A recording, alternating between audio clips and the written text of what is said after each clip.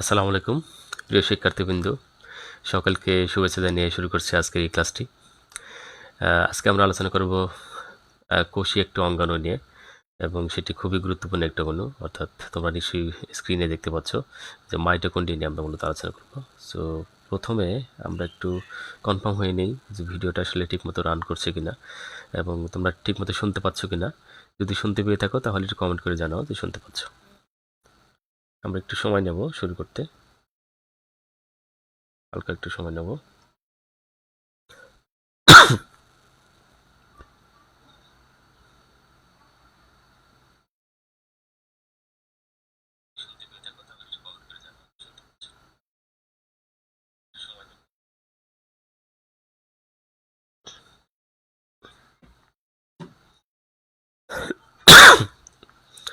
সকলে জয়েন করে ফেলো এবং তোমাদের বন্ধুদের সকলকে ইনভাইট করে এবং এই ক্লাসটি শেয়ার দিয়ে তোমাদের অন্যান্য বন্ধুদের ক্লাসটি করার সুযোগ করে দাও।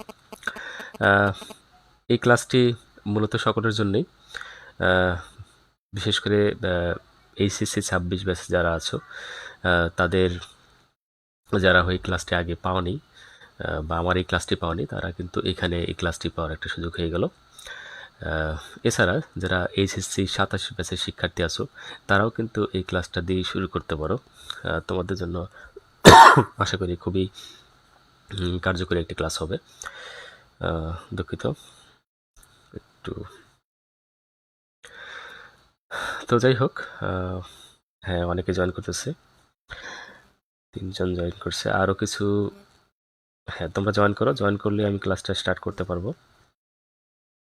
এবং তোমরা একটু কমেন্ট করে জানাও যে তোমরা এই ক্লাসটি শুনতে পাচ্ছ কিনা। প্রিয় শিক্ষার্থীবৃন্দ, তোমরা একটু কমেন্ট করে জানাও তোমরা আমাকে শুনতে পাচ্ছ কিনা। না শুনতে পেলে তো আসলে খুব একটা কাজ হবে না, শুধু মনে হয় বোবার মতো কিছু কথা বলে যাচ্ছে।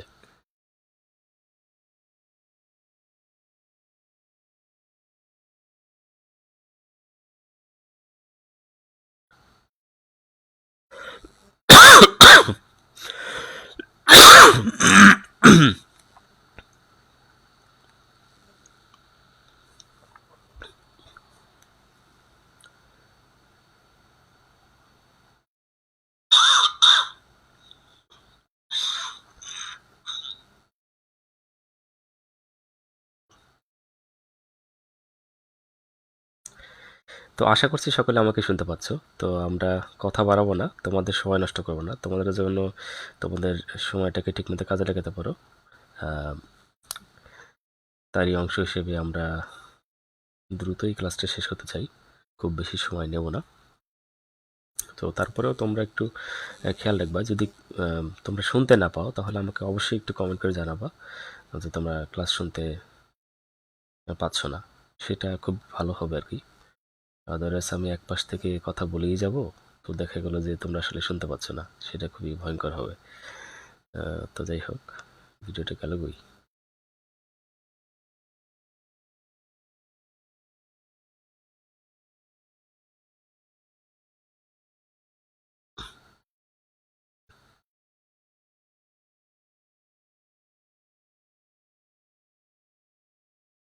মাই গড, ভিডিও গেল বই। লাইভে সচরাচর আমি খুব বেশি আসিনি, যে কারণে একটু টেকনিক্যাল সমস্যা হতেই পারে। হ্যাঁ, ভিডিও চলমান। তো যাই হোক, আমরা কথা না বেরিয়ে আমাদের ক্লাসটি শুরু করি তাহলে।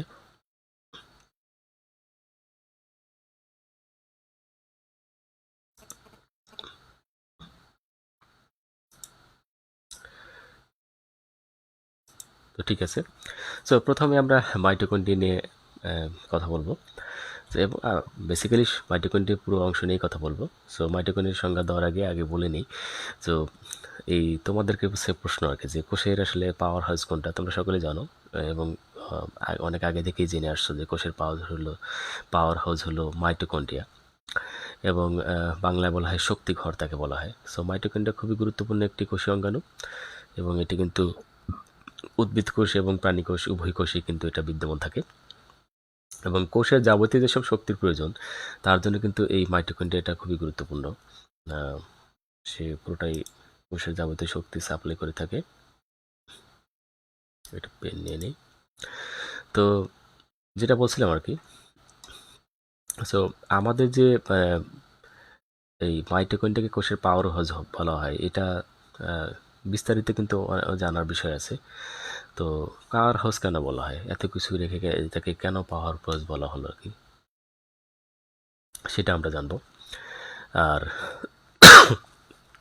আমরা জানি যে এই যে শ্বসন, আমরা প্রতিনিয়ত কিন্তু শ্বসনের কাজটা করে যাচ্ছি। তো শ্বসনটা কেন প্রয়োজন, আমাদের প্রতিনিয়ত যে শক্তির প্রয়োজন, এই যে আমরা মনে করি হাত নাড়াচ্ছি, বা তোমরা মনে করো স্ক্রিনের সামনে বসে আছো, তো বসে থাকার জন্য তো একটা শক্তির প্রয়োজন। তো এই সকল শক্তির জন্য কিন্তু আমাদের মানে সকল কাজের জন্য কিন্তু আমাদের শক্তির প্রয়োজন আর কি।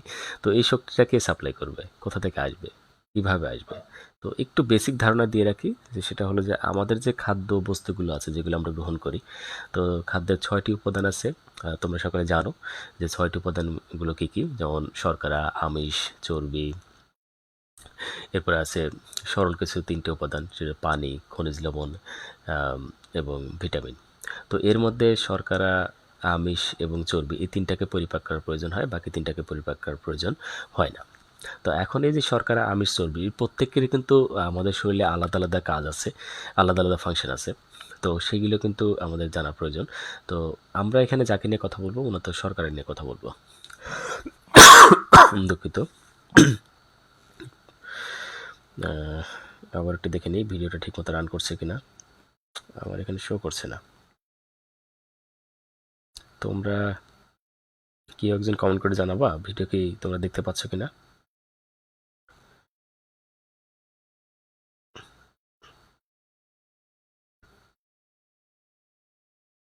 সো প্রথম দিন লাইভ ক্লাসে এসেছি, তো যে কারণে একটু টেকনিক্যাল সমস্যা হতে পারে। তো যাই হোক, জানতে পারলে ভালো হতো।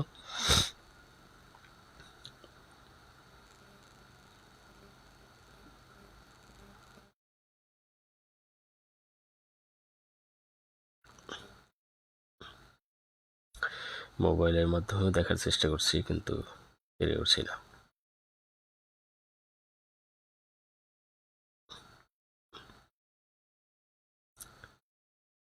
লাইভ হচ্ছে, ঠিক আছে। তো ঠিক আছে, আমরা এই কমেন্ট বক্সটা দেখা। ওকে, হ্যাঁ, তোমাদের রিপ্লাই পেয়ে খুব ভালো লাগলো। তোমরা রিপ্লাই দিয়েছো যে তোমরা শুনতে পাচ্ছ। তো ঠিক আছে, আমরা পুরো দমে এই ক্লাসটি শুরু করছি। সো এই যে আমাদের শর্করা আসছে, তো শর্করা তো আমাদের খুবই গুরুত্বপূর্ণ একটি খাদ্য উপাদান। তো শর্করা আসলে কি করি আমরা, যেমন ভাত, তারপরে হলো রুটি বা অন্য অন্য যেসব উপাদান আছে যেগুলোতে শর্করা পাওয়া যায় আর কি, তো সেই শর্করা খাওয়ার পরে আমরা সেগুলোকে পরিপাক করি, বিভিন্ন ধরনের শর্করা পরিপাক করি, এনজাইম দিয়ে পরিপাক করি, করার পরে সেই খাদ্য কণাগুলো আমাদের ক্ষুদ্রান্ত হয়ে, ক্ষুদ্রান্তের যে সূক্ষ্ম, অতি সূক্ষ্ম নালীকণাগুলো আছে, তো সেগুলো দিয়ে সে প্রবেশ করে, অর্থাৎ মাইক্রোভিলাই হয়ে সে খাদ্য কণাগুলো প্রবেশ করে সেগুলো চলে যায় হলো রক্তনালীতে। রক্তনালী আমাদের সারা শরীরে কিন্তু সেই খাদ্য কণাগুলোকে পরিবহন করে, বিশেষ করে রক্তনালীর মাধ্যমে রক্ত এই খাদ্যগুলোকে পরিবহন করে। সো খাদ্যগুলোকে পরিবহন করার পরে সেগুলো কোথায় চলে যায়, সেগুলো হচ্ছে প্রতিটা কোষের মাঝে চলে যায় আর কি, কোষের মাঝে চলে যায়। এবং কোষের মাঝে কোথায় যায়, কোষের মাঝে ধরো সাইটোপ্লাজমে গেল, সাইটোপ্লাজম থেকে মাইটোকন্ড্রিয়াতে গেল। সো এই যে মাইটোকন্ড্রিয়াতে যে এই যে খাদ্য কণাগুলো গেল, অর্থাৎ শর্করাজাত খাদ্য ভাঙার পরে যে গ্লুকোজ পেলাম, ধরো গ্লুকোজ, তো সেই গ্লুকোজ যে এই যে আমাদের মাইটোকন্ড্রিয়ার মাঝখানে গেল, তো মাইটোকন্ড্রিয়াতে গিয়ে কি হয়, তো সেখানে সে অবস্থান করে। তো অবস্থান করার পরে সে এখানে বসে থাকে, কারোর জন্য হয়তো বসে থাকে আর কি। তো কার জন্য বসে থাকে, এই যে আমরা মনে করি প্রতিনিয়ত প্রশ্বাস নিলাম, আবার নিঃশ্বাস ছাড়ি। সো এই যে প্রশ্বাস নিলাম, প্রশ্বাস নেই কেন আমরা, মূলত অক্সিজেনের জন্য প্রশ্বাস নিয়ে থাকি। তো এই অক্সিজেনও আমাদের প্রথমে নাসিকে ছিদ্র হয়ে তারপরে ফুসফুসে যায়, ফুসফুস থেকে চলে যায় রক্তের মাধ্যমে প্রতিটা কোষে চলে যায়। সো কোষে গিয়ে কোথায় যায়, সেই মাইটোকন্ড্রিয়াতে যায়। সো মাইটোকন্ড্রিয়াতে আগে থেকে কি অপেক্ষা করছিল, মাইটোকন্ড্রিয়াতে আগে থেকে কিন্তু শর্করা অর্থাৎ গ্লুকোজ অপেক্ষা করছিল। তো সেই গ্লুকোজের সাথে এই অক্সিজেন, অর্থাৎ অক্সিজেন গিয়ে গ্লুকোজকে জারিত করে, অর্থাৎ গ্লুকোজকে ভেঙে ফেলে। সো গ্লুকোজকে ভাঙলে আমরা কী পাই? গ্লুকোজকে ভাঙলে আমরা পাই এটিপি, দ্যাটস মিন শক্তি, এডিনোসিন ট্রাইফসফেট। তো শক্তি পাই, আরও পাশাপাশি কী পাই? কার্বন ডাইঅক্সাইড এবং পানি পেয়ে থাকে। তো আমাদের মূল ফোকাস হলো যে শক্তি। সো এই যে শক্তিটা কোথা থেকে তৈরি হলো? এটা মূলত মাইটোকন্ড্রিয়া থেকে তৈরি হলো। সো যেহেতু মাইটোকন্ড্রিয়াতে এই শক্তিগুলো তৈরি হয় এবং সেই শক্তি দিয়ে আমাদের সকল কার্যক্রম করি, হাত পা নাড়াচড়া, এই যে কথা বলা, সকল কার্যক্রম আমরা করে থাকি। সরি। এখন এই যে কাজগুলো করার জন্য শক্তির প্রয়োজন, তো সেই শক্তিগুলো কে সরবরাহ করে? বা কোষের যাবতীয় কাজ যেগুলো করা হয়, তো সেই শক্তিগুলো কে সরবরাহ করে? এই মাইটোকন্ড্রিয়া সরবরাহ করে। সো এই জন্যই মাইটোকন্ড্রিয়াগুলো হয় কি কোষের পাওয়ার হাউস বা শক্তিঘর বলা হয়ে থাকে। তো যাই হোক, আমরা এইটা হলো বেসিক কিছু কথা বলে দিলাম। এখন আর চলে যাই, আমরা চলো যে মাইটোকন্ড্রিয়ার সংজ্ঞাতে চলে যাই। মাইটোকন্ড্রিয়া কাকে বলা হয় সেটা নিয়ে আমরা কথা বলবো। তো আমরা সংজ্ঞা ওইভাবে দেব না যেভাবে তোমরা মনে করো এইখান থেকে শুরু করলা যে দ্বিস্তর বিশিষ্ট আর এখানে গিয়ে মাইটোকন্ড্রিয়া বলে, এই পুরো লাইন মুখস্থ করে সময় নষ্ট করার মতো সময় তোমাদেরও নেই, আমাদেরও নেই। সো আমরা কী করবো, একটু টেকনিক্যালি এটা মনে রাখার চেষ্টা করব। তো যে কোনো সংজ্ঞা দেওয়ার সময় আমরা কিন্তু মাথায় রাখবো যে আসলে কোন পয়েন্টটা আমাদের আসলে মানে একদমই গুরুত্বপূর্ণ পয়েন্ট, কোন লাইনের এই ওয়ার্ডটা বা এই দুইটা ওয়ার্ডটা খুবই গুরুত্বপূর্ণ। তো সরি, তো সেই দুটি লাইন যদি খুবই গুরুত্বপূর্ণ হয়, তো বা সরি, সেই দুটো ওয়ার্ড যদি খুব গুরুত্বপূর্ণ হয়, তো সেই গুরুত্বপূর্ণ ওয়ার্ডগুলোকে আমি কিন্তু মাথায় রাখবো। এইখানে পুরো এই যতগুলো ওয়ার্ড আছে এখানে, এই মনে করো দ্বিস্তর বিশিষ্ট, তারপর আবরণী, তারপর ঝিল্লি, এই সবগুলো ওয়ার্ড কিন্তু মুখস্থ করে রাখাটা কিন্তু বেশ কষ্টকর আর কি। সো অনেকটা এর মতো সাপের মন্ত্রের মতো, তোমরা যারা জানো যে বিলাসী গল্পে একটা সাপের মন্ত্র আছে আর কি, তো ওরকম সাপের মন্ত্রের মতো। তো সাপের মন্ত্রটা কেমন, একটু তোমাদের সকলের জন্য বলি আর কি সাপের মন্ত্রটা। তো সাপের মন্ত্র হলো, মনে করো এই মন্ত্র বললে কিন্তু সাপ কাটবে না। আমাকে বিশ্বাস করতে পারো নাও পারো, তো আমি একসময় সাপুরে ছিলাম, তো তো এগুলো ব্যবহার করতাম আর কি। তো যাই হোক, তো সাপের মন্ত্রটা কি সেটাও তোমাদের শিখিয়ে দিই। তো সাপের মন্ত্রটা হলো যে, ওরে কেউটে তুই মনসার বাহন, মনসা দেবী আমার মা, ওলট পালট পাতাল ফোর, তোর বিষ ধরার দে, ধরার বিষ তুই নে, দুধরাত মরে যাস কার আজ্ঞা, বিশ্বহরের আজ্ঞা। এই মন্ত্র পড়লে তাহলে কিন্তু আর সাপ কাটবে না, যদিও পরীক্ষা করে দেখলে অবশ্য বিপরীত কিছু হতে পারে। তো যাই হোক, আশা করি কেউ রিস্ক নেব না এই মন্ত্র দিয়ে সাপের সামনে যাওয়ার জন্য। তো এখন যে কথা বলতে চাচ্ছি আর কি, যে আমরা এরকম মন্ত্রের মতো কিন্তু মুখস্থ করব না। আমরা যেটা করবো যে কি পয়েন্ট, কোন জায়গাটা আমাদের মুখস্থ করা দরকার সেইটা আমরা মাথায় রাখবো, বাকি লাইন আমাদের মুখস্থ করার প্রয়োজন নেই। সো আসো, এই যে মাইটোকন্ড্রিয়া, সো তার যখন আমরা সংজ্ঞা দেবো, আমরা খেয়াল করব এই জায়গাটা, দ্বিস্তর বিশিষ্ট আবরণী ঝিল্লি, দ্বিস্তর বিশিষ্ট আবরণী ঝিল্লি। সো আমরা যখন মাইটোকন্ড্রিয়ার সংজ্ঞা দেবো, তখন আমরা দুটো জিনিসকে ফোকাস করব। এক হলো যে তারা কি কি কাজ করে, মাইটোকন্ড্রিয়ার কাজগুলো কি কি, সেগুলো নিয়ে আমরা ফোকাস করব এক। আর দুই নম্বর হলো সে কেমন আর কি, সেটা আকৃতি হতে পারে বা কোথায় অবস্থান করে সেটা হতে পারে। সো সাধারণত এখানে যে কোষীয় অঙ্গাণুগুলো আছে, তোমরা যেগুলো পড়ে আসছো বা যেগুলো পড়বে, সবগুলো কিন্তু একই ধরনের কথা, যে হয় তোমার বলা হয়ে থাকবে যে তাদের অবস্থানটা কোথায়, যেমন তোমার হলো গোলগি বডি বা endoplasmic reticulum. So endoplasmic reticulum অবস্থানটা কোথায়, তারা অবস্থান করে তোমার হলো নিউক্লিয়ার মেমব্রেন যেগুলো আছে তার গা ঘেঁষে অবস্থান করে। আবার গোলগি বডি কোথায় অবস্থান করে, নিউক্লিয়াসের কাছাকাছি অবস্থান করে। রাইবোজোম কোথায় অবস্থান করে, এক হলো এন্ডোপ্লাজমিক রেটিকুলামের গায়ে অবস্থান করে, আবার কোথায় অবস্থান করে, সাইটোপ্লাজমে বিক্ষিপ্তভাবে ছড়িয়ে ছিটে থাকতে পারে। সো এই যে অবস্থান নিয়ে কথা বলবো, আর হলে কি করে, যেমন হলো আমরা রাইবোজোম নিয়ে কথা বলি, যে তারা হলো গোলগি বডি তোমার হলো এন্ডোপ্লাজমিক রেটিকুলামের গায়ে লেগে থাকে তখন হয়, অথবা কোথায় সাইটোপ্লাজমে ছড়িয়ে ছিটে থাকে, এবং তারা কি করে, তারা হলো প্রোটিন তৈরিতে সাহায্য করে, তাকেই বলা হয় কি রাইবোজোম। সো এই যে রাইবোজোম যখন সংজ্ঞা দিলাম, তখন কিন্তু আমরা কী কী জিনিসকে খেয়াল করলাম, এক হলো যে তারা কোথায় অবস্থান করে এবং তারা কি করে। তো সেই দুটো বিষয় কিন্তু আমরা ফোকাস করে কিন্তু সংজ্ঞাটা দিয়েছে। তো তোমরা এখানে খেয়াল করো, অনেক সময় আকৃতি নিয়ে আসে, যেটা দেখতে কেমন তার উপর ভিত্তি করে সংজ্ঞা দেয় অনেক সময়। সো এখানে কিন্তু ব্যাপারটা ওরকমই, যে আমরা কি করতেছি এখানে, মাইটোকন্ড্রিয়ার কাজ কী কী কাজ আছে সেই কাজ নিয়ে আমরা ফোকাস করতেছি, আর কি করতেছি যে তার মানে আবরণটাকে সেটা নিয়ে কথা বলা হচ্ছে আর কি। সরি। সো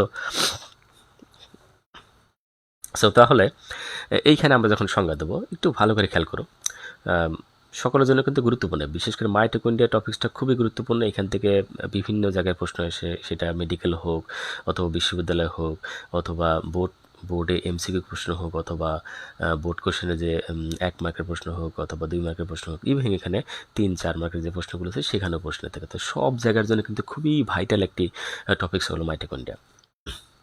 তো যাই হোক, তো যেটা বলছিলাম, তো এই যে মাইটোকন্ড্রিয়া, সো তার যখন সংজ্ঞা দেবো তখন আমরা দুটো জিনিসকে ফোকাস করবো। এক হলো তার আবরণীটা কেমন, অর্থাৎ দ্বিস্তর বিশিষ্ট আবরণী। কয় স্তর বিশিষ্ট?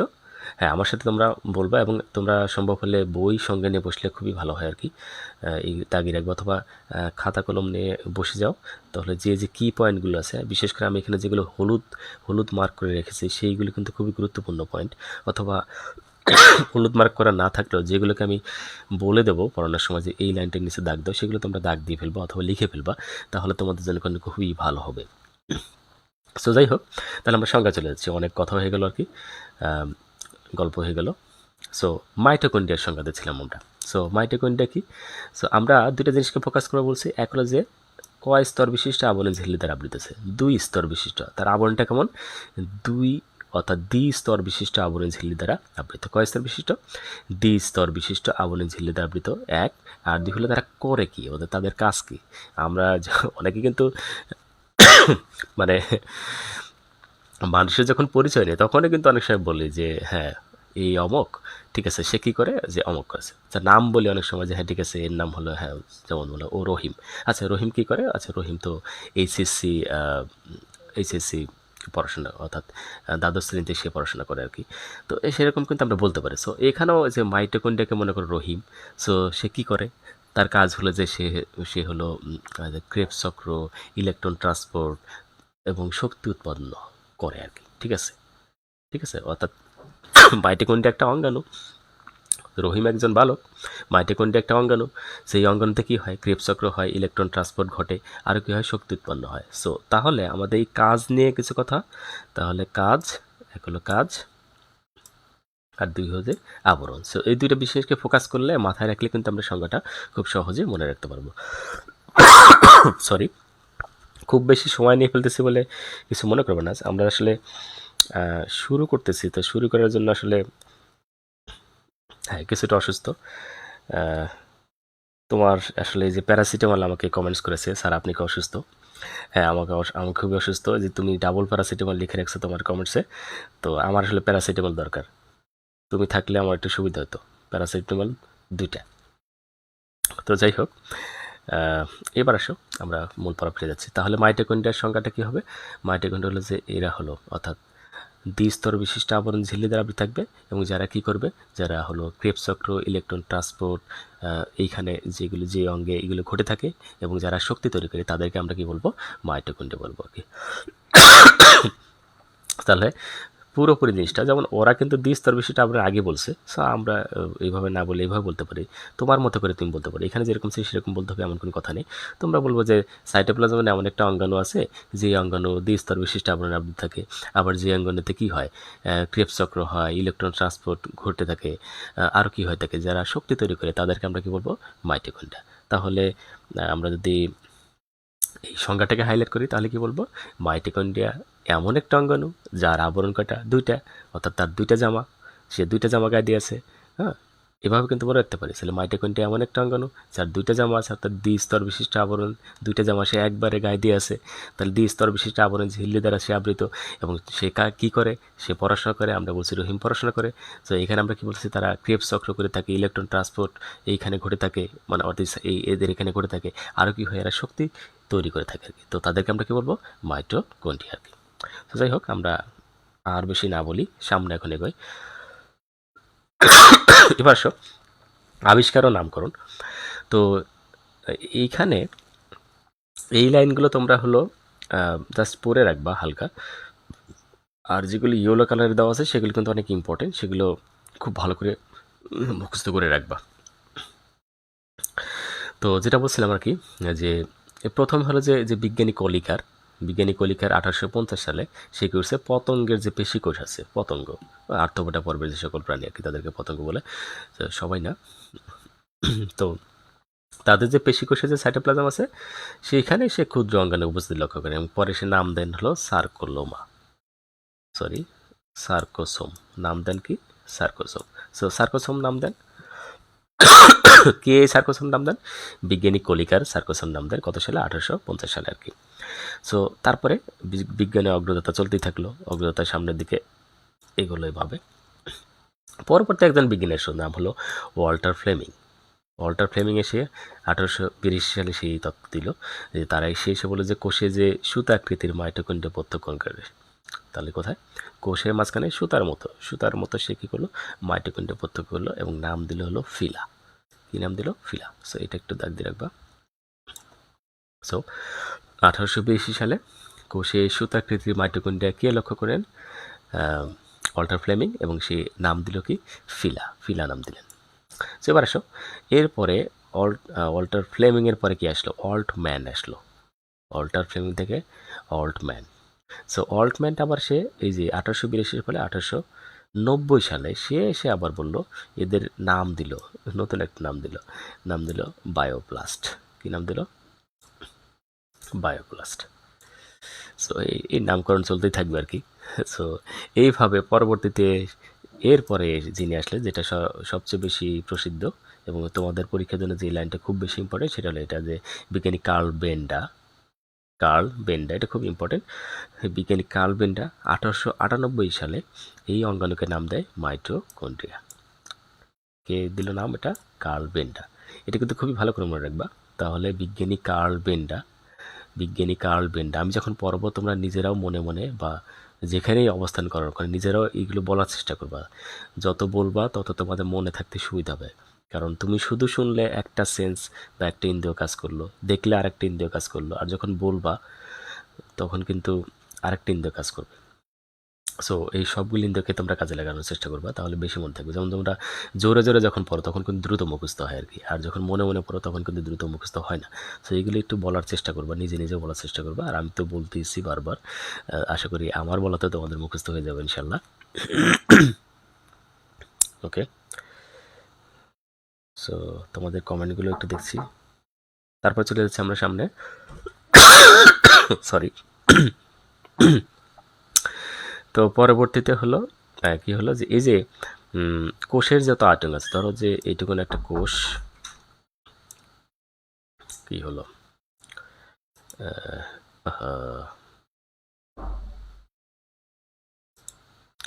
ধরো এটা একটা কোষ, এই ভালো করে আঁকাই, এটা একটা কোষের যতটুকু আয়তন আছে, তো সেই আয়তনের মোটামুটি 20 ভাগ একটা মাইটোকন্ড্রিয়া আঁকানোর চেষ্টা করি, যদিও ভালো হবে না।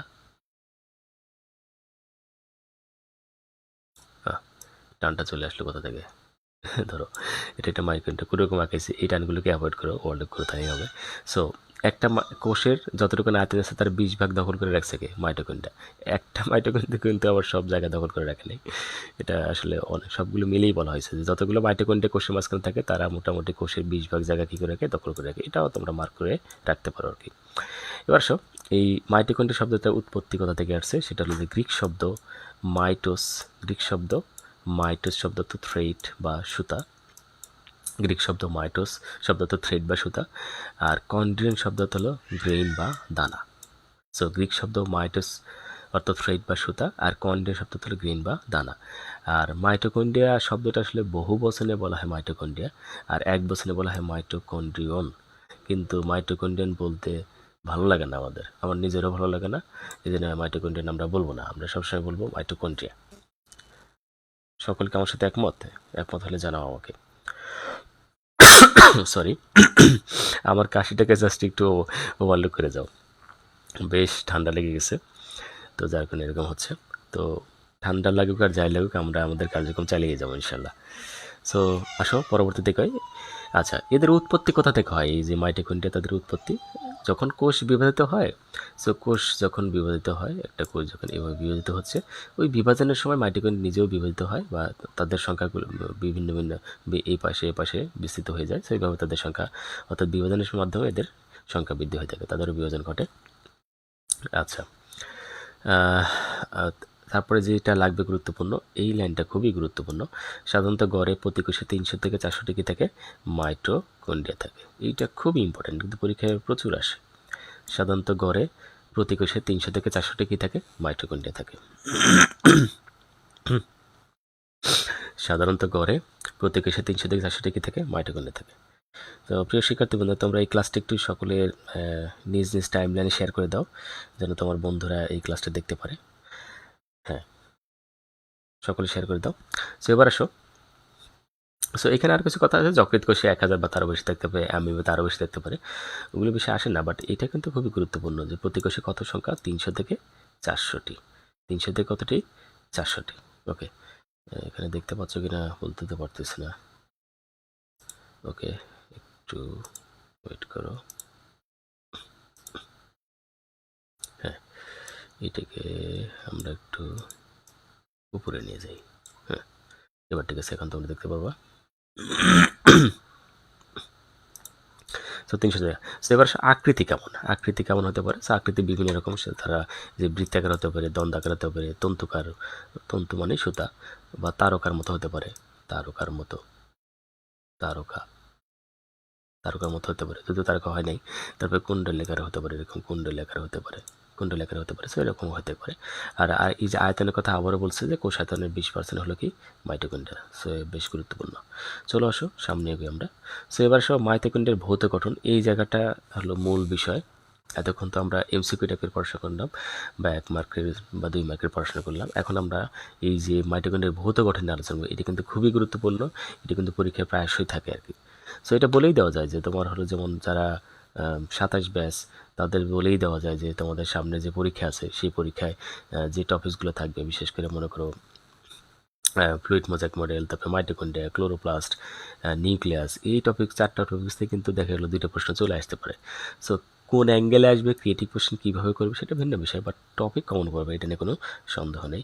এমনকি বোর্ড প্রশ্ন যারা অ্যান্সার করবা, যারা হলো 26 বছরের শিক্ষার্থী আছো, তারাও কিন্তু এই প্রশ্ন আসার সম্ভাবনা রয়েছে আর কি, মানে অর্থাৎ 26 সালে পরীক্ষায়। এছাড়াও যারা অ্যাডমিশন টেস্টের জন্য আছো, তাদের জন্য কিন্তু এখানে বিভিন্ন তথ্যমূলক প্রশ্ন এসে থাকে আর কি। তো যাই হোক, আমরা মূলত এটাকে একটি ব্রড কোশ্চেন 3 মার্ক বা 4 মার্কের প্রশ্ন লেখার উপযোগী করে আমি কিন্তু সংক্ষেপে এটাকে বর্ণনা করার চেষ্টা করেছি। সো এবার আসো,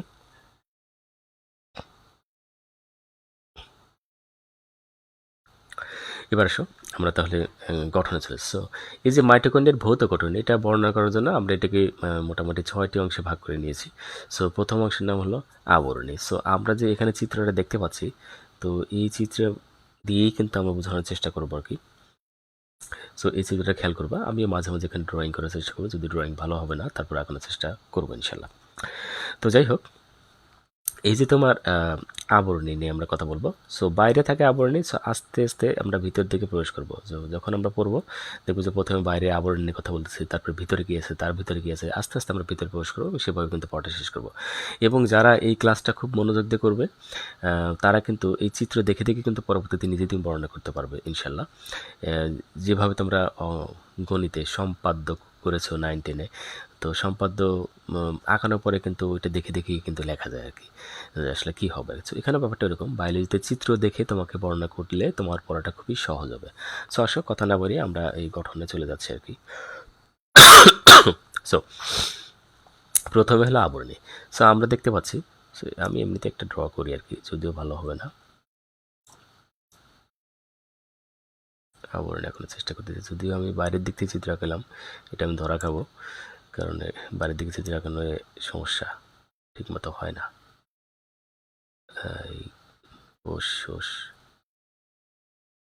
হয় নাই ঠিক মতে, তারপরে ধরে নাও তোমরা, সেটাই ভালো, ঝামেলা করার দরকার নেই।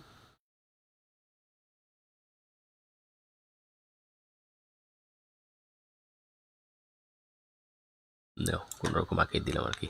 তো যাই হোক, এই একটা মাইটোকন্ড্রিয়া দেখানোর চেষ্টা করলাম, মাউস দেখানো একটু বেশ কষ্টকর। তো যেটা বলছিলাম আর কি, সো প্রথমে বললাম যে আবরণীর কথা বলতেছি। সো এই যে মাইটোকন্ড্রিয়ার আবরণী আমরা কথা বলবো।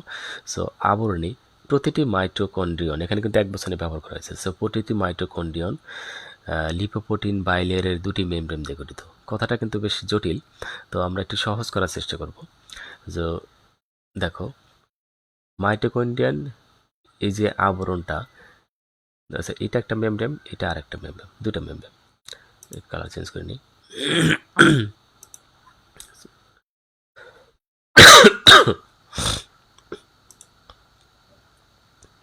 দুটো মেমব্রেন। সো এইটা একটা মেমব্রেন আর এইটা একটা মেমব্রেন। সো দুটো মেমব্রেন, অর্থাৎ এখানে যেটা দেখতে পাচ্ছ এই একটা মেমব্রেন আর এইখানে একটা মেমব্রেন। সো দুটা মেমব্রেন কিন্তু আছে।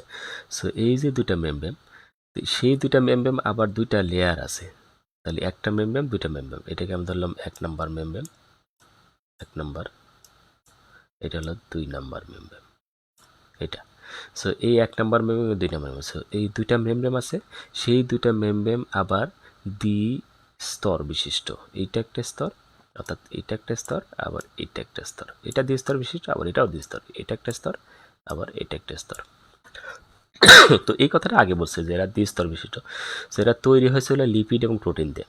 সো এই জন্য বলা হয়েছে লিপোপ্রোটিন। তাহলে আমরা বলবো প্রতিটি মাইটোকন্ড্রিয়ন লিপোপ্রোটিন, অর্থাৎ লিপিড এবং প্রোটিন। এই যে লিপিড এবং প্রোটিন, লিপোপ্রোটিন দুটো মিলে একসাথে বলছে লিপোপ্রোটিন। তাহলে প্রতিটি mitochondrion lipoprotein, lipoprotein bilayer. Bi কেন? কারণ বাই মানে দুই, লেয়ার মানে স্তর। তাহলে এইটা একটা স্তর, এটা একটা স্তর, এইগুলো দুটো স্তর। এরকম দুই স্তরের একটা মেমব্রেন, আরও এটাও আবার দুই স্তরের আরেকটা মেমব্রেন। সো দুই স্তরের দুইটা মেমব্রেন আছে, সেটাই বলছে দুটি মেমব্রেন নিয়ে গঠিত।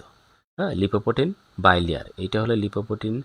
দ্যাটস মিন লিপোপ্রোটিনগুলো কীভাবে থাকে, আবার আমরা অনেকটা ফ্লুইড মোজাইক মোটামুটি, এইটা একটা লেয়ার, মনে করি এটা একটা লেয়ার, আবার নিচে আর একটা লেয়ার, ধরো আর কি এরকম। সো এই দুটো লেয়ার আছে না, এই দুটাকে ইমাজিনেশন করে, এই লেয়ারটা এটা, এটা হলো এটা। সো এই দুটা লেয়ার দিয়ে কিন্তু এই মেমব্রেনটা তৈরি হয়েছে। আবার নিচের যেটা আর কি, অর্থাৎ এইটা বা যেখানে দেখো আর কি এই জায়গায়, সো এটাও কিন্তু এরকম দুইটা লেয়ার দিয়ে কিন্তু তৈরি হয়েছে। সো এই জন্য এটাকে বলা হয়েছে যে প্রতিটি মাইটোকন্ড্রিয়ান লিপোপ্রোটিন বাই লেয়ার, একটা লেয়ার দুইটা লেয়ার, বাই লেয়ারের একটা মেমব্রেন দুইটা মেমব্রেন, বাই লেয়ারের কটা মেমব্রেন? দুইটা মেমব্রেন। সো লিপোপ্রোটিনের এই লিপিড লিপোপ্রোটিন মিলে এই যে দুইটা লেয়ার মিলে একটা মেমব্রেন, এখানে দুইটা লেয়ার মিলে আরেকটা মেমব্রেন, এখানে যেটা দেখা যাচ্ছে যে দুইটা লেয়ার মিলে একটা মেমব্রেন, এই দুইটা লেয়ার মিলে আরেকটা মেমব্রেন। সো তাহলে আমরা বলবো এই লাইনটা একটু ডিফিকাল্ট, এটা যদি ভালো করে বুঝতে পারো তাহলে তোমাদের জন্য সহজ হবে আর কি। তাহলে আমরা বললাম প্রতিটি মাইটোকন্ড্রিয়ান লিপোপ্রোটিন বাই লেয়ার, এই যে একটা লেয়ার, এখানে একটা লেয়ার, এখানে আছে, বাই লেয়ারের একটা দুইটা, আমরা দুইটা মেম্বার। তাহলে প্রতিটি মাইটোকন্ড্রিয়ান লিপোপ্রোটিন বাই লেয়ারের দুটি মেমব্রেন দিয়ে গঠিত আর কি। ক্লিয়ার? সো আবার বলতেছি, প্রতিটি মাইটোকন্ড্রিয়ান লিপোপ্রোটিন বাই লেয়ারের দুটি মেমব্রেন দিয়ে গঠিত। সো এবার আসো 2 নম্বর পয়েন্টে চলে যাচ্ছি। যে বাইরের যে মেমব্রেনটা আছে, তোমরা দেখতে পাচ্ছ বাইরের মেমব্রেনটি, বা এই যে বাইরের মেমব্রেনটি কোনো খাঁজ নেই, কোনো খাঁজবে না, দেখো সোজাভাবে চলে গেছে আর কি, কোনো খাঁজ নেই। কিন্তু ভিতরের মেমব্রেন যেটা আছে দেখো খাঁজযুক্ত, এই যে খাঁজ, এই যে খাঁজ, এই যে খাঁজ, খাঁজযুক্ত। তাহলে আমরা কি বললাম? আচ্ছা, বাইরের মেমব্রেনটি খাঁজবিহীন, কিন্তু ভিতরের মেমব্রেনটি কি খাঁজযুক্ত। আবার বলছি, বাইরের মেমব্রেনটি খাঁজবিহীন, কিন্তু ভিতরের মেমব্রেনটি খাঁজযুক্ত আর কি। আর এই যে দুটা মেমব্রেন আছে, অর্থাৎ এই মেমব্রেন এবং এই মেমব্রেন, এর মাঝখানে যে দূরত্ব অর্থাৎ ব্যবধান, সেটা কত? 6 থেকে 8 ন্যানোমিটার। তাহলে বললাম যে এই মেমব্রেন এবং এই মেমব্রেন, অর্থাৎ বাইরের মেমব্রেন এবং ভিতরের মেমব্রেন, দুই আবরণের মাঝে যে যা ব্যবধানটা সেটা হলো 6 থেকে 8 ন্যানোমিটার। সো এই হলো বিষয়। তাহলে পুরো জিনিসটাকে আমি একবারে হাইলাইট করছি, পুরো জিনিস বলতে আবরণটাকে আমরা হাইলাইট করছি। সো আবরণীতে আমরা কি বললাম? আচ্ছা, প্রতিটি মাইটোকন্ড্রিয়ান একটু বড় করার চেষ্টা করি। হ্যাঁ, আমরা এখানে দেখে বলতে পারি, এই যে প্রতিটি মাইটোকন্ড্রিয়ান এই লিপোপ্রোটিন বাই লেয়ারের একটা দুইটা, লিপোপ্রোটিন বাই লেয়ারের দুটি মেমব্রেন দিয়ে গঠিত। প্রতিটি মাইটোকন্ড্রিয়ান লিপোপ্রোটিন বাই লেয়ারের একটা এই দুটি মেমব্রেন দিয়ে গঠিত। এই বাইরের মেমব্রেনটি খাঁজবিহীন, দেখো বাইরের মেমব্রেনে কোনো খাঁজ নেই, বাইরের মেমব্রেনটি খাঁজবিহীন, কিন্তু ভিতরের মেমব্রেন দেখো এই যে খাঁজ, দেখছো অনেক অনেক খাঁজযুক্ত আর কি। সো বাইরের মেমব্রেনটি খাঁজবিহীন, কিন্তু ভিতরের মেমব্রেনটি খাঁজযুক্ত আর কি। আর দুই মেমব্রেন, অর্থাৎ এই মেমব্রেন এবং এই মেমব্রেন, এই দুই মেমব্রেনের অর্থাৎ এইটা ভিতরের এবং এই যে বাইরে, দুই মেমব্রেন মাঝখানে যে ফাঁকা জায়গা থাকে সেটার ব্যবধান কত? 6 থেকে 8 ন্যানোমিটার। হ্যাঁ, দুই মেমব্রেন মাঝখানে যে ব্যবধান, সেই ব্যবধানটা কত? 6 থেকে 8 ন্যানোমিটার। সো তাহলে 1 নম্বর পয়েন্ট আমাদের হয়ে গেল। সো এবার 2 নম্বর পয়েন্টে আমরা চলে যাচ্ছি।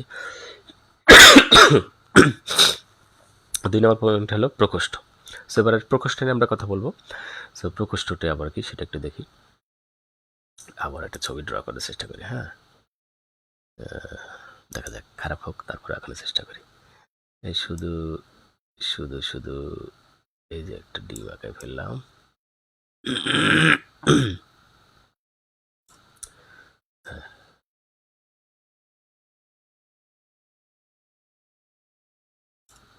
আস্তে আস্তে দক্ষ হয়ে যাচ্ছে, দেখছো? দক্ষ বলতে বলতে আবার খারাপ হয়ে গেল। হ্যাঁ, সো একই বললাম, এই এই এই দাগগুলোকে অ্যাভয়েড করো, তাই হবে আর কি। সো এবার আসো, তো যেটা বলতেছিলাম আর কি, যে এই যে একটা মেমব্রেন, একটু পয়েন্টটা নিয়ে নিই। সো এটা হলো বাইরের মেমব্রেন, এটা হলো কি ভিতরের মেমব্রেন। সো প্রকোষ্ঠ নিয়ে আমরা কথা বলবো। তো সো প্রকোষ্ঠ নিয়ে কথা বলতেছি। সো এই যে বাইরের মেমব্রেন এবং ভিতরের মেমব্রেন, যে মাঝে যে ফাঁকা স্থান আছে তাকে বলা হয় বহিস্থ কক্ষ। আবার বলছি, বাইরের মেমব্রেন এবং ভিতরের মেমব্রেনের মাঝে যে ফাঁকা জায়গা থাকে তার নাম হলো বহিস্থ কক্ষ। আর ভিতরের মেমব্রেন দ্বারা আবৃত এই সমুদয় অংশ ফাঁকা জায়গাটাকে বলা কি? অভ্যন্তরীণ কক্ষ। তো কক্ষ মানে আসলে তোমার হলো একটা রুম মনে করতে পারো। রুম, যে রুমে তোমরা থাকো আর কি, সেটা একটা কক্ষ। আমরা বলি না কক্ষ নম্বর এত, এত নম্বর কক্ষে সকলে চলে যাও, বা এত নম্বর কক্ষে তোমাদের ক্লাস হচ্ছে, সেগুলো আমরা বলি। সো এগুলো কক্ষের মতো মনে করো। তাহলে খুব সহজ বিষয়টা, যে বললাম যে দুই মেমব্রেনের মাঝখানে ফাঁকা স্থান থাকে তার নাম হলো বহিস্থ কক্ষ, আর ভিতরে মেমব্রেন দ্বারা আবৃত সমুদয় অংশে বলে কি? অভ্যন্তরীণ কক্ষ। আর এই ভিতরে মেমব্রেন দ্বারা আবৃত যে ভিতরের অংশে, এখানে কি কেমন হয়? এখানে হলো এখানে কি থাকে? এখানে থাকে হলো জেলির ন্যায় ঘন পদার্থ দ্বারা পূর্ণ থাকে। আমি একটু আঁকানোর চেষ্টা করতেছি, বিভিন্ন জিনিস দেওয়ার চেষ্টা করতেছি। সেখানে কি থাকবে? জেলির ন্যায় ঘন পদার্থ দ্বারা কি থাকবে? পূর্ণ থাকবে। সো ভিতরের মেমব্রেন দ্বারা জেলির ন্যায় ঘন পদার্থ দ্বারা ভিতরের মেমব্রেন দ্বারা কি কি কি আবৃত থাকে? অর্থাৎ ভিতরের কক্ষে কি থাকে? জেলির ন্যায় ঘন পদার্থ থাকে। তো সেই পদার্থগুলোর নাম হলো ম্যাট্রিক্স বলা হয়। সেই পদার্থের নাম কি? ম্যাট্রিক্স। সো ম্যাট্রিক্সে কে আবার বাংলা বলে মাতৃকাও বলা হয় থাকে। সো মাতৃকা বলার কিন্তু আবার একটা উদ্দেশ্য আছে আর কি। সো মাতৃকা মা রিলেটেড। তোমরা জানো যে আমরা সকলে আমাদের মায়ের গর্ভে অবস্থান করেছি এক সময়। সো মা আমাদেরকে ধারণ করেছেন, ওইখান থেকেই কিন্তু এই যে এই এই জায়গাটা কিন্তু একটা লিঙ্ক আপ আছে। অর্থাৎ যে জিনিসই কোনো কিছুকে ধারণ করে তাকে কিন্তু আমরা ফিমেল হিসেবে কাউন্ট করি, মা হিসেবে কাউন্ট করি। যেমন পৃথিবী আমাদের ধারণ করছে, তাহলে এই পৃথিবী কিন্তু ফিমেল। অর্থাৎ ইংলিশে যখন আমরা বলি দ্য আর্থ, তো পরের লাইনে গিয়ে আমরা বলি শি বলি। আবার জাহাজকে আমরা মনে করি টাইটানিক জাহাজ, টাইটানিক জাহাজে অনেক লোকজন ধরতে পারে বা অনেক কিছু রাখতে পারে। তো তারও ধারণ ক্ষমতা আছে। আর এই ধারণ ক্ষমতা থাকার কারণে তাকে কি বলা আছে? তাকেও শি বলা আছে। টাইটানিক পরের লাইনে গিয়ে কিন্তু টাইটানিকের পরের লাইনে গিয়ে শি হয় কিন্তু। সো এইভাবে যারা কোনো কিছু ধারণ করতে পারে তাদেরকেই মা হিসেবে, অর্থাৎ মা জাতি হিসেবে গণ্য করা হয়। ঠিক একইভাবে দেখো, এখানে ম্যাট্রিক্সকে মাতৃকা বললাম কেন? কারণ ম্যাট্রিক্সে অনেক কিছু সে ধারণ করতে পারে, এই জন্য তার নাম হয়েছে কি? মাতৃকা। সো আশা করি সকলে মনে থাকবে। এবং আমরা এই জিনিসটা কিন্তু, ওই যে ম্যাট্রিক্স শব্দটা কিন্তু আমরা অনেক জায়গায় ব্যবহার করি। এইটার বাংলা মাতৃকা, সেটা আমরা অনেকেই জানি। এবং মাতৃকা কেন হলো সেটা আমরা আজকে জেনে গেলাম আর কি। তো যাই হোক, আমরা প্রকোষ্ঠ নিয়ে কথা বলতেছি। সো আমরা এটাকে ফাইনাল টাচ দিয়ে দিই প্রকোষ্ঠ নিয়ে। সো আমরা বললাম বাইরের মেমব্রেন এবং ভিতরের মেমব্রেনের মাঝে যে ফাঁকা স্থান থাকে তার নাম হলো বহিস্থ কক্ষ, আর ভিতরের মেমব্রেন দ্বারা আবৃত অংশের নাম হলো কি? অভ্যন্তরীণ কক্ষ। তারপরে বললাম যে ভিতরের মেমব্রেনে ঘন তরল, অর্থাৎ জেলির ন্যায় ঘন পদার্থ থাকে আর কি, সেইগুলোকে আমরা কি বলতেছি? ম্যাট্রিক্স। জেলির ন্যায় ঘন পদার্থ থাকে তার নাম হলো কি? ম্যাট্রিক্স। সো এরই মাধ্যমে প্রকোষ্ঠ শেষ হয়ে গেলো। তাহলে কয়টা পয়েন্ট শেষ হলো আমাদের? 2টি পয়েন্ট শেষ হলো। প্রথম পয়েন্ট আমরা কি বললাম? যে প্রতিটি মাইটোকন্ড্রিয়ান লিপোপ্রোটিন, প্রতিটি মাইটোকন্ড্রিয়ান লিপোপ্রোটিন বায়োলেয়ারের 2টি মেমব্রেন দিয়ে গঠিত। বাইরের মেমব্রেনটি খাঁজবিহীন, কিন্তু ভিতরের মেমব্রেনটি কি? খাঁজযুক্ত। তারপরে আমরা বললাম যে দুই মেমব্রেনের মাঝখানে দূরত্ব ব্যবধানটা কত? 6 থেকে 8 ন্যানোমিটার। তারপরে আমরা চলে গেলাম প্রকোষ্ঠে। প্রকোষ্ঠে গিয়ে আমরা কি বললাম যে দুই বহিস্থ এবং অভ্যন্তর অর্থাৎ দুই মেমব্রেনের মাঝখানে যে ফাঁকা স্থান থাকে তাকে বলা হয় বহিস্থ কক্ষ, এবং ভিতরের মেমব্রেনের ফাঁকা স্থানকে বলা হয় কি অভ্যন্তরীণ কক্ষ। আর অভ্যন্তরীণ কক্ষে যে জেরিল ন্যায় পদার্থ থাকে তার নাম হলো কি ম্যাট্রিক্স। এবার আসো 3 নম্বর পয়েন্টে চলে যাচ্ছি, কৃষ্টি বা প্রবর্ধক। সরি, কৃষ্টি বা প্রবর্ধক। সো এখানে আমরা কি বলবো যে কৃষ্টি বা প্রবর্ধক। আসলে দেখা যাক আমরা এটাকে আমরা একটু জুম করে নিই, তাহলে সুবিধা হবে। হ্যাঁ, তো এই চিত্রে আমরা দেখতে পাচ্ছি যে আমরা দেখব যে এই যে বাইরের মেমব্রেনটা আছে, সেই বাইরের মেমব্রেনটা একদম মসৃণ, কোনো ধরনের ঝই ঝামেলা নেই, একদম মসৃণ। কিন্তু ভিতরের মেমব্রেনটা বিভিন্নভাবে ভাঁজ হয়ে আঙ্গুলের মতো, এই যে এরকম আঙ্গুলের মতো কি একটা অভিক্ষেপ বা বর্ধিত অংশ তৈরি করছে। সো এই আঙ্গুলের মতো এই যে বর্ধিত অংশগুলো, এই প্রত্যেকটার নাম হলো কৃষ্টি। তার নাম কি কৃষ্টি।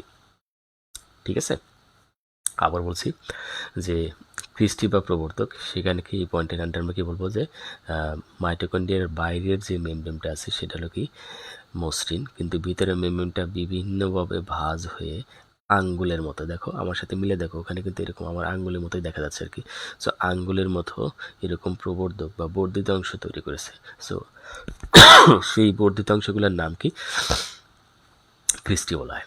ওকে, সো এই পয়েন্টটা আমাদের শেষ হয়ে গেলো। তাহলে আমরা পরবর্তী পয়েন্টে চলে যাচ্ছি।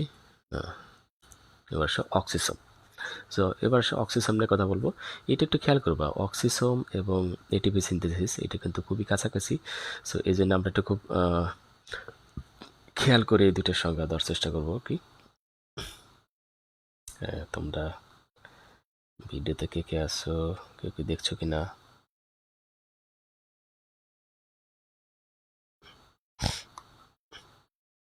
হ্যাঁ, যারা এখন দেখার সময় পাবে না তারা পরের সময় করে তোমরা দেখে নিও আর কি ক্লাসটি, আশা করি উপকৃত হবে। সো যাই হোক, আমরা যেটা বলছিলাম আর কি, যে এই যে অক্সিসোম নামে কথা বলবো। সো এইটা একটু জুম করে নিই, তাহলে আমাদের সুবিধা হবে, তোমাদের বুঝতে সুবিধা হবে। এই ছবিটা খেয়াল করে, এটা খুবই গুরুত্বপূর্ণ কথা, কারণ বুঝতে একটু সমস্যা হতে পারে। সেটা হলো যে মাইটোকন্ড্রিয়ার এই যে এটা বাইরের মেমব্রেন, এটা হলো কি ভিতরের মেমব্রেন। ওকে, সো এই মাইটোকন্ড্রিয়ার ভিতরের মেমব্রেনের ভিতরের গায়ে অসংখ্য ক্ষুদ্র ক্ষুদ্র দানা দেখা যায়। অসংখ্য ক্ষুদ্র ক্ষুদ্র কি দেখা যায়? দানা দেখা যায়। ওই দানাগুলোকে বলা হয় কি অক্সিসোম বলা হয়। আবার বলতেছি, এখানে শব্দটা একটু জটিলভাবে লেখা আছে যে মাইটোকন্ড্রিয়ার, আমি সহজ করে বলার চেষ্টা করি। দেখো, দেখা আছে যে মাইটোকন্ড্রিয়ার অন্ত আবরণীর অন্তঃগাত্রে অতি সূক্ষ্ম অসংখ্য দানা লেগে থাকে। সো এই যে অন্ত আবরণীর অন্তঃগাত্রের কথাগুলো একটু জটিল, তো আমরা জটিলতা যাব না, আমরা সহজ ভাষায় বলার চেষ্টা করব। আমরা বলবো যে মাইটোকন্ড্রিয়ার ভিতরের আবরণীর ভিতরের গা। সো এই পাশে হলো ভিতর, এই আবরণীর এই পাশে হলো ভিতর, আর এই পাশটা হলো কি বাইরে। এটা ভিতর, এটা বাইরে, এটা ভিতর, এটা বাইরে। এটা কোনটা? হ্যাঁ, এই যে ভিতরের আবরণের ভিতর দিকে, তাহলে বলে মাইটোকন্ড্রিয়ার এই ভিতরের আবরণের ভিতরের দিকে অতি সূক্ষ্ম ক্ষুদ্র ক্ষুদ্র দানা লেগে থাকে, এদেরকে বলা হয় অক্সিসোম। আর এই যে অক্সিসোমগুলো আছে, সেই অক্সিসোম হতে পারে এরা বৃন্তক হতে পারে, আবার অবৃন্তক হতে পারে। যদি বৃন্তক হয় তাহলে কি, বৃন্তক হলে তার আবার 3টি অংশ থাকে আর কি। কয়টি অংশ থাকে? 3টি। একটা হলো মস্তক, একটা হলো বোটা, একটা হলো কি ভূমি। এই 3টি অংশ নিয়ে তারা গঠে, মস্তক, বোটা এবং কি ভূমি। আবার বলছি, মস্তক, বোটা এবং ভূমি। তাহলে এই অক্সিসোমটাকে আমরা যদি হাইলাইট করি তাহলে কি বলবো যে মাইটোকন্ড্রিয়ার ভিতরের আবরণীর ভিতরের গায়ে অসংখ্য ক্ষুদ্র ক্ষুদ্র সরি মাইটোকন্ড্রিয়ার ভিতরের আবরণীর ভিতরে গায়ে অসংখ্য ক্ষুদ্র ক্ষুদ্র দানা লেগে থাকে, এদেরকে বলা হয় কি অক্সিসোম। সো অক্সিসোমগুলি কি হতে পারে? বৃন্তক হতে পারে, আবার অবৃন্তক হতে পারে। আর যদি বৃন্তক হয় তাহলে তার 3টে অংশ থাকে, একটা হলো মস্তক, একটা হলো বোটা, একটা হলো কি ভূমি। এই 3টে অংশ নিয়ে তারা করত। সো এর মাধ্যমে এই পয়েন্টটাও শেষ হয়ে গেলো। এবার চলে যাই আমরা, চলো পরবর্তী পয়েন্টে চলে যাই, এটিপি সিনথেসিস ও ইটিসি। এটিপি সিনথেসিস ও ইটিসি। এটিপি সিনথেসিস এবং ইটিসি। ভিডিও চলছে কিনা চলমান।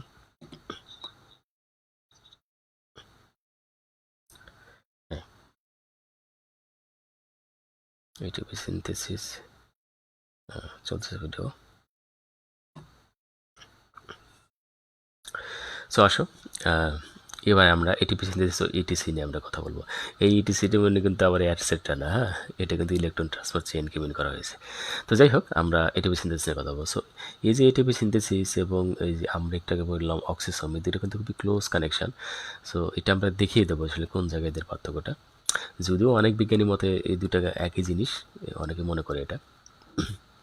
তো যাই হোক, সো এটিপি সিনথেসিস ও ইটিসিস আমরা কি বলবো যে ক্রিস্টি, এই যে ভাস ভাস অংশগুলোর নাম কি? ক্রিস্টি। সো ক্রিস্টির গায়ে এটিপি সিনথেসিস নামক গোলাকার বস্তু থাকে। ক্রিস্টির গায়ে কি থাকে? এই যে এটিপি সিনথেসিস নামক কি থাকে? গোলাকার বস্তু থাকে। ক্রিস্টির গায়ে এটিপি সিনথেসিস নামক কি থাকে? গোলাকার বস্তু থাকে আর কি। যদি এগুলো রাইবোজোম, এগুলো কিন্তু আবার এগুলো না। সো এজ এ ক্রিস্টির গায়ে এটিপি সিনথেসিস নামক কি থাকে? গোলাকার বস্তু থাকে। সো এই এটিপি সিনথেসিসের কাজটা কি? আমরা এখানে বলবো যে কি থাকে আর তার কাজটা কি। সো তোমরা বুঝতেই পারতেছো, এই অর্থটাকে যদি তোমরা ভেঙে দেখো তাহলে কি পাচ্ছ? এটিপি তো এডিনোসিন ট্রাইফসফেট, আর সিনথেসিস মানে কি তৈরি হওয়া। তার মানে যে জায়গায় এটিপি তৈরি হয় তার নাম হলো কি? ATP synthesis. সহজ বিষয় একদম। তো এখন তাহলে আমরা যে বললাম ক্রিস্টির গায়ে বিভিন্ন জায়গায় এটিপি সিনথেসিস থাকে, সো সেই এটিপি সিনথেসিসের কাজটা কি হবে? তার নামের মধ্যেই তো আছে এটিপি সিনথেসিস। বাংলা বললে আমরা কি বলতাম? এটিপি তৈরিকারী বা এটিপি সংশ্লেষকারী। তো তার মানে কি? এখানে সেই কথা বলছে, এতে কি তৈরি হয়? এটিপি তৈরি হয়। সহজ হিসাব। এখানে কি তৈরি হয়? এটিপি তৈরি হয়। তো সেটা এখানে বলা হয়েছে যে এখানে কি তৈরি হবে? এটিপি তৈরি হবে বা সংশ্লিষ্ট হবে। এটা একটা বিষয়। আর একটা বিষয় হলো যে দুটো পয়েন্ট কিন্তু আছে, একটা হলো এটিপি সিনথেসিস, একটা হলো কি? ইটিসি। সো ইটিসি আমরা কি বলবো? যে সমস্ত ক্রিস্টিব্যাপী কি থাকে? ইটিসি বা ইলেকট্রন ট্রান্সফার চেইন কি থাকে? বিদ্যমান থাকে আর কি। সমস্ত ক্রিস্টিব্যাপী কি থাকবে? ইটিসি অর্থাৎ ইলেকট্রন ট্রান্সপোর্ট চেইন থাকবে। সো ইলেকট্রন ট্রান্সপোর্ট চেইনের কাজটা কি সেটাও তোমরা বুঝতে পারতেছো। কারণ পাবলিক ট্রান্সপোর্ট হলে কি করে আমরা? পাবলিক ট্রান্সপোর্ট মানে কি? জনগণকে নিয়ে যায়, যাওয়া আসা করে আর কি, বা গণপরিবহন। মানুষজনকে যারা যে সকল বাস বা অন্য অন্য যেসব যানবাহন আছে সেগুলো আনা নেওয়া করে, তারাই হলো কি? গণপরিবহন বা পাবলিক ট্রান্সপোর্ট। সো এখানেও ট্রান্সপোর্ট। তো এই ট্রান্সপোর্ট আমরা মিনিংটা কি? একটা চেইন, ট্রান্সপোর্ট একটা চেইন। কাকে ট্রান্সপোর্ট করে? ইলেকট্রনকে ট্রান্সপোর্ট করে, অর্থাৎ এই চেইনের মাধ্যমে ইলেকট্রনকে ট্রান্সপোর্ট করে। দ্যাটস ওয়াই নাম আছে কি? Electron transport chain. তোমরা সহজেই আশা করি বুঝতে পারছো। সো আসো তাহলে আমরা হাইলাইট করে ফেলি এটিপি সিনথেসিস ও ইটিসি নিয়ে আমরা হাইলাইট করি। যে আমরা বললাম যে ক্রিস্টির স্থানে বা ক্রিস্টির বিভিন্ন জায়গায় কী থাকে? এটিপি সিনথেসিস নামক কী থাকে? গোলাকার বস্তু থাকে। এবং এদের কাজটা কি? এরা এটিপি তৈরি করবে আর কি। আর সমস্ত ক্রিস্টিভাবে কী থাকবে? ইলেকট্রন ট্রান্সপোর্ট চেইন কী থাকবে? বিদ্যমান থাকবে। তো আমি এখানে বলতে চাচ্ছিলাম যে অক্সিসোম এবং এই যে এটিপি সিনথেসিস এর মধ্যে তাহলে পার্থক্যটা কোথায়?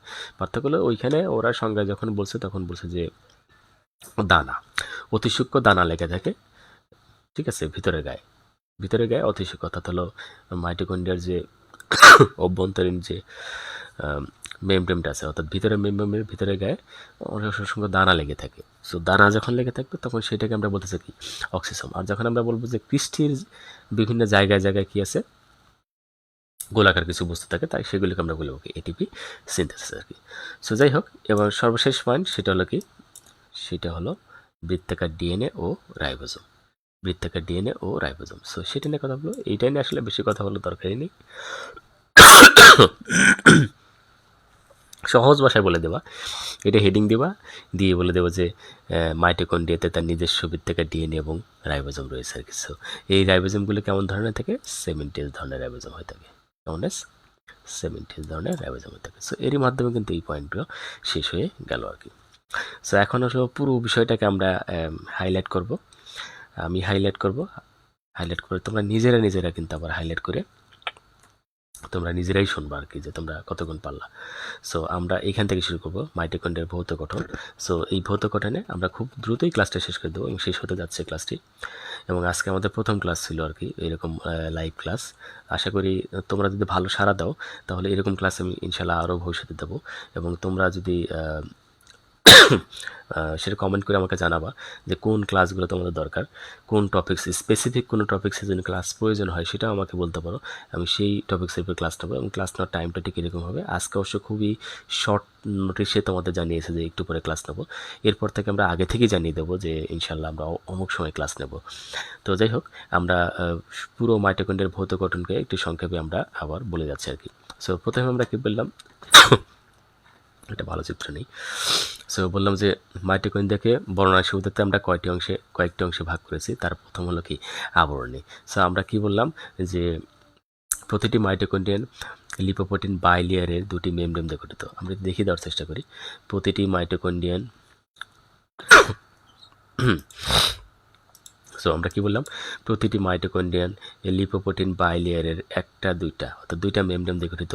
বাইরের মেমব্রেনটি খাঁজবিহীন, কিন্তু ভিতরের মেমব্রেনটি কি খাঁজযুক্ত। দুই মেমব্রেনের মাঝখানে ব্যবধান কত 6 থেকে 8 ন্যানোমিটার। এই হলো আবরণী গেল। এবার পরবর্তী স্লাইডে যাই, সেটা হলো প্রকোষ্ঠ। সো প্রকোষ্ঠে আমরা কি বলবো, প্রকোষ্ঠে আমরা বলবো যে দুই মেমব্রেন, এই মেমব্রেন দুই মেমব্রেনের মাঝখানে যে ফাঁকা স্থান থাকে তার নাম হলো বহিস্থ কক্ষ, আর ভিতরে মেমব্রেন দ্বারা আবৃত যে জায়গাটা থাকে তার নাম হলো কি অভ্যন্তরীণ কক্ষ। এরপর আমরা বললাম যে এই অভ্যন্তরীণ কক্ষে জেলির মতো পদার্থ থাকে তার নাম হলো কি ম্যাট্রিক্স। এটাও শেষ হয়ে গেল। এবার সব পরবর্তী পয়েন্টে যাচ্ছি, সেটা হলো তিন নম্বর হলো কি ক্রিস্টি বা প্রবর্তক। এখানে আমরা কি বলবো, মাইটোকন্ড্রিয়ার বাইরের আবরণটি কি, মাইটোকন্ড্রিয়ার বাইরের আবরণটি মসৃণ, কিন্তু ভিতরের মেমব্রেনটি বিভিন্নভাবে ভাঁজ হয়ে আঙ্গুলের মতো কি করছে অভিক্ষেপ তৈরি করছে বা প্রবর্ধক তৈরি করছে। এই আঙ্গুলের মতো অভিক্ষেপগুলিকে বলা হয় কি ক্রিস্টি। ওকে, সো এবার তারপরে পয়েন্টে চলে যাচ্ছি, সেটা অক্সিসোম। সো আমরা এখানে কি বললাম যে মাইটোকন্ড্রিয়ার ভিতরের আবরণীর ভিতরের গায়ে অসংখ্য ক্ষুদ্র ক্ষুদ্র দানা লেগে থাকে। এই দানাগুলোকে বলা হয় কি অক্সিসোম। সো অক্সিজেনগুলো কী হতে পারে, বৃন্তক হতে পারে, আবার অবৃন্তক হতে পারে। সো যদি বৃন্তক হয় তাহলে কী কী থাকে, তার থেকে মস্তক থাকে, বোটা থাকে, আর কি থাকে ভূমি থাকে। সো এবার পরবর্তী পয়েন্টে চলে যাচ্ছি। 5 নম্বর পয়েন্ট এবং 6 নম্বর পয়েন্ট দুটো একসাথে হয়ে যাবে।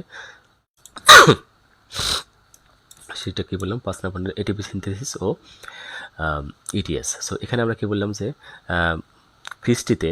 ক্রিস্টিসের জায়গায় বা স্থানে স্থানে এটিপি সিনথেসিস নামক কি থাকে গোলাকার বস্তু থাকে। এদের কাজটা কি, এদের কাজ হলো এটিপি তৈরি করা।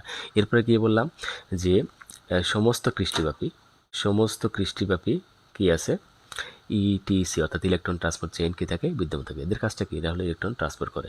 এবার 6 নম্বর পয়েন্ট এবং ফাইনাল পয়েন্ট, সেটা হলো কি বৃত্তাকার ডিএনএ ও রাইবোসোম। এখানে আমরা কি বলবো, আমরা বলবো যে মাইটোকন্ড্রিয়াতে তার নিজস্ব বৃত্তাকার ডিএনএ এবং কি আছে রাইবোসোম বিদ্যমান থাকে। সো এরই মাধ্যমে আমাদের এই গঠনটা শেষ হয়ে গেল। আমরা সেটা একটু মনে হয় বর্ধিত করতে পারি। এইখানে তোমাদের রাসায়নিক গঠন আছে, সেটা বলে দিতে আমাদের হয়ে যাবে আর কি। যে রাসায়নিক গঠনে তোমার সঙ্গে যে রাসায়নিক মাইটোকন্ড্রিয়ার শুষ্ক ওজনের 65% থাকে প্রোটিন। এটা একটু ভালো করে মনে রাখবা, অন্যগুলো অত ইম্পর্টেন্ট না হলেও। লিপিডের ভাগ মাঝখানে 90% থেকে ফসফোলিপিড, আর বাকিগুলো একটু রিডিং করে নিও। এবার মাইটোকন্ড্রিয়ার কাজ, এটা বললেই কিন্তু আমাদের মোটামুটি শেষ হয়ে যাবে। সো কাজ নিয়ে কী বলবো, সো কোষের যাবতীয় কাজের জন্য যে শক্তি উৎপাদন করা দরকার সেটা কী করে দেয় মাইটোকন্ড্রিয়া, এবং সেই নিয়ন্ত্রণটাও মাইটোকন্ড্রিয়া করে থাকে। আবার শ্বসনের জন্য প্রয়োজন বিভিন্ন এনজাইম লাগে, তারপরে কোএনজাইম লাগে, সেগুলো ধারণ করে কে এই মাইটোকন্ড্রিয়া ধারণ করে। আচ্ছা, শ্বসনের বিভিন্ন পর্যায়ে আছে, যেমন হলো ক্রেবস চক্র, ইলেকট্রন ট্রান্সপোর্ট, অক্সিডেটিভ ফসফোরেশন, সেগুলো কোথায় সম্পন্ন হয়, এই মাইটোকন্ড্রিয়াতে সম্পন্ন হয়। তবে মাইটোকন্ড্রিয়ার নিজস্ব ডিএনএ আছে, আরএনএ আছে, উৎপন্ন করা হয়, এবং বংশগতিতে তারা কী রাখে ভূমিকা রাখে। কারণ আমরা জানি সরি ডিএনএ হলো কিন্তু আমাদের বংশগতির ধারাটাকে কিন্তু অব্যাহত রাখে, এবং এক বংশ থেকে আরেক বংশে তাই আমাদের যে বৈশিষ্ট্যগুলো আছে সেগুলোকে বহন করে নিয়ে যায় আর কি। মূলত ক্রোমোজোম করে এগুলো। সো ক্রোমোজোম মাঝখানে ডিএনএ থাকে, তার মানে একই কথা। এবার তারা আরও কী কাজ করতে, প্রোটিন সংশ্লেষণ ও স্নেহ বিভাগে করে সাহায্য করে, তারপরে শুক্রাণু ডিম্বাণু গঠনে সহায়তা করে থাকে, আর কোষের পূর্ব নির্ধারিত মৃত্যু অর্থাৎ অ্যাপোপ্টোসিস প্রক্রিয়া নিয়ন্ত্রণ করে থাকে কারা, এই মাইটোকন্ড্রিয়া করে থাকে। এছাড়া কি রক্তকণিকা, হরমোন প্রভৃতি উৎপাদনে কী করে সাহায্য করে থাকে আর কি। তো এই হলো আমাদের আজকের ক্লাস। আশা করছি এই ক্লাসটা সকলে ভালো লেগেছে। যদি তোমাদের এই ক্লাস ভালো লেগে থাকে তাহলে কমেন্ট করে জানাবা। আর এবং এর যদি ভালো লেগে থাকে তাহলে আরও ক্লাস চাইবে, আশা করি যে স্যার এরকম ক্লাস আরও দেন, তাই আমাদের জন্য উপকার হয়। আমরা বিভিন্ন ধরনের ভেরিয়েশন রাখবো ক্লাসে। আজকে তো আমরা হলো এক ধরন এটা হলো গদ বাঁধা এক ধরনের পড়ানো পড়লাম, ওকে ফাইন। কিন্তু আমরা আর ভিন্ন আঙ্গিকেও নিয়ে আসবো। আমরা ওই কোথা থেকে মেডিকেলের প্রশ্ন আসছে, কোথা থেকে ভার্সিটি প্রশ্ন আসছে, সেগুলো যে সম্ভব হয় আমরা আলোচনা করব। এবং অনেক সময় ক্রিয়েটিভ কোশ্চেন নিয়ে আলোচনা করব, অনেক সময় মেডিকেল প্রশ্নগুলো নিয়েই আমরা আলোচনা করব, সেগুলো করতে পারি। এবং তোমাদের যে রিকোয়ারমেন্টগুলো আছে সেগুলো আমরা আলোচনা করবো। অনেক সময় আমরা প্র্যাকটিক্যাল নিয়েও কিন্তু এখানে আলোচনা করতে হবে। যেমন 25 ব্যাচের কিন্তু সামনে প্র্যাকটিক্যাল পরীক্ষা, সেখানে কোনো টপিক্স নিয়ে যদি আলোচনা করতে পারি সেটাও খারাপ হয় না। যদি তোমরা জানাও যে তোমাদের দরকার, তাহলে ইনশাল্লাহ আমি সেটাও করতে রাজি আছি, যদি সময় পাই ইনশাল্লাহ। তো যাই হোক, তো এই হলো অবস্থা। তো আজকের মতো এই পর্যন্তই। সকলকে শুভেচ্ছা জানিয়ে আজকের এই ক্লাসটা আমরা শেষ করতে যাচ্ছি। সকলে ভালো থাকবা ততক্ষণ পর্যন্ত, এবং আবার দেখা হবে, এবং ততক্ষণ মধ্যে সকলকে আল্লাহ হাফেজ। আসসালামু আলাইকুম।